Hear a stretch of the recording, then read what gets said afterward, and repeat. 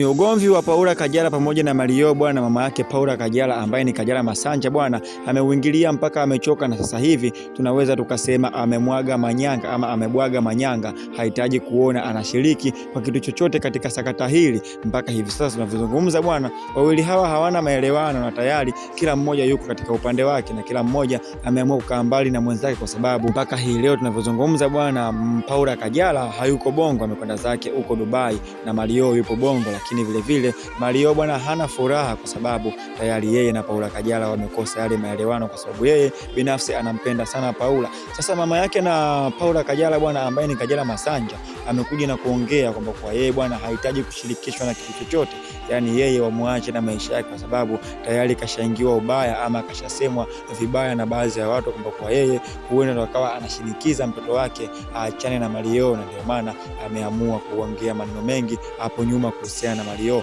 Tunakumbuka kwamba kwa Kajala bwana amezungumza vitu vingi sana hapo nyuma, imefikia stage mpaka alikuwa akisema kwamba kwa Mario, achana na mwanangu kwa sababu sitaki kuona mwanangu kiteseka.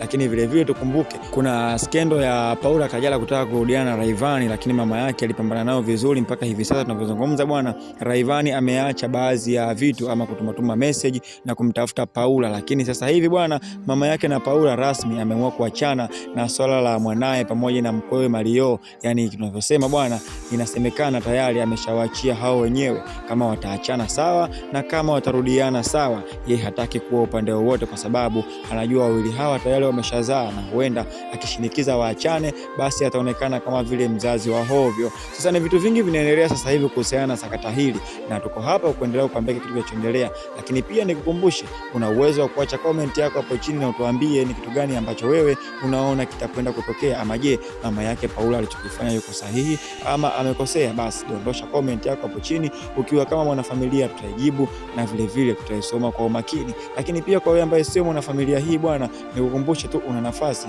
ya kuwa mwanafamilia wetu kwa kufanya kitu kimoja tu, basi bonyeza neno subscribe hapo, share, comment na like. Vile vile usahau kubonyeza alama ya kengele ili usipitwe na uwe wa kwanza kupata matukio yetu, kwa sababu sisi tuko hapa kukujulisha kila kitu ambacho kinaendelea Bongo. Have a good day, see you till next time.